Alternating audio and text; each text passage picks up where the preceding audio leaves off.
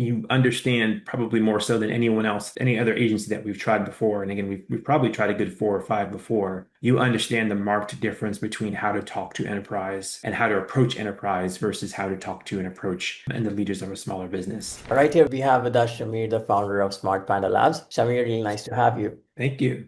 So just for starters, Shamir, it would be really helpful if you could just do a quick introduction of yourself, the company, what kinds of companies you work with, and then we'll dive deeper. Sure. Yeah. So I'm one of the co-founders here at SmartPanda Labs. We're a technical marketing agency. We work with B2C enterprise organizations, helping them with their post-click experience for their high consideration products and services. And one of the things that we do to help kind of get the message out there about what's important to us in the post-click experience is we started a podcast to be able to promote that. Right. And so far, we engaged because you wanted to invite more guests to the podcast, right? What has your overall experience with cold outreach been? Is that what you expected? How would you describe the overall experience in the last 3, 4 months? Yeah, the overall experience over the past 3 or 4 months has been great. And to be honest, it's a bit surprising because we tried cold outreach before several times over the years, and it has never gone well. So we were pretty reluctant about starting cold outreach this time, but you came highly referred from someone else, and we knew that we needed a way to be able to get the message out about the podcast and find the right kind of guests. So from the beginning, from discovery and understanding our needs to very quickly making adjustments along the way to make sure that we were talking to the right people that we really wanted to focus on to have as guests on the podcast. You guys have been quick and responsive, very communicative, and we've had a lineup of great guests already on the podcast, recordings that we have in place, and people that we're still talking to now that will very soon be guests. That's good to hear. Are there any guests that stand out, like conversations that you really enjoyed, or people that were super high profile, were great fit to be potential clients for you? Anything that comes to mind? Yeah, for sure. We've had some guests from some pretty well-known brands, actually. Stussy, which is a well-known apparel brand, was a guest that we recently had. That was an exciting conversation. We have an upcoming recording with a guest from Dow Jones, which I was really excited about as well, which there seems to be some opportunity there as well. So all of the guests that we have all been really good target organizations for us, but in particular, having some well-known brands also adds legitimacy to who we are and what we do. And we're really excited when we can get those names on the podcast. Absolutely. So one thing you mentioned, which is before this, you tried outbound, didn't really work for you. When you were making this decision, I'm sure you must have had some hesitations. What was the thought process like, and how did you end up choosing to finally give this a go? Yeah, I mean, our two main hesitations were one, as I mentioned, our history. It just hasn't worked well. But also two, we really didn't want to tarnish our brand with cold outreach. I mean, I've gotten cold outreach. Other people out there have gotten cold outreach, and it can very quickly become annoying. And we didn't want our brand associated with that.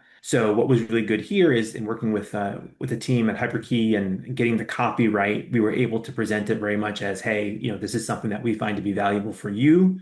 This is why we're asking you to be on it. This is what the podcast is about. Please let us know if you're interested. So it wasn't high pressure. It wasn't at all salesy. It was really about saying, hey, we value you and your expertise. So it was putting the person at the other end of the email at the center of the experience. And that made us feel a lot better about at least starting and trying it. And of course, now that we see the results and see that people are responding to it, now we're feeling overall better about using cold outreach in the right way for our ICP. And I think that's really was the key thing that we really learned from this is that other ones treated our ICP, which as I mentioned is more enterprise, they treated it as more of a small business ICP. And you can't talk to small business the same way you talk to enterprise. Hyperkey really understood that from the beginning that you can't do that. And they really tailored the messaging and the strategy around talking to enterprise leaders. And because of that, we've seen a lot better response. Absolutely. And also, while we're talking about that, also credit to you because these sales cycles are super, you don't close them in 2 weeks, right? So it takes patience. You kind of have to build a relationship, nurture them, and then eventually sell to them. So obviously your background in the industry working with those kinds of companies helps.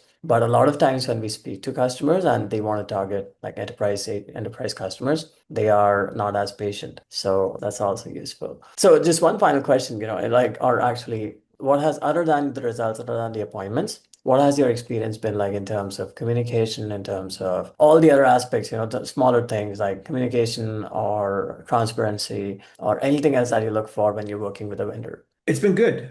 We've had monthly meetings to kind of get an update on how things are going.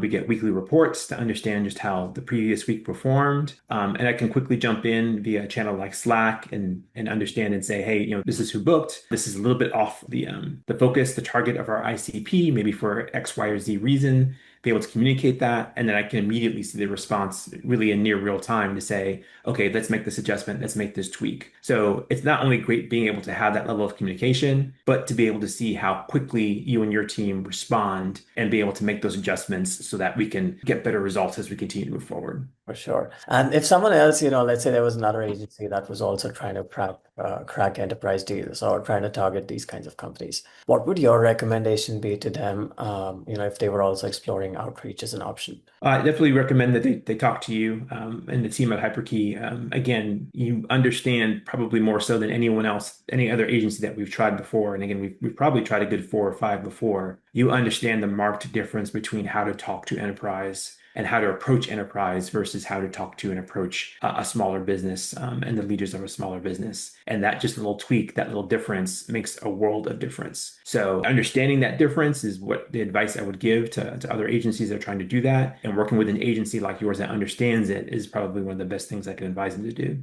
Awesome. Thanks so much for the kind words, Shamir.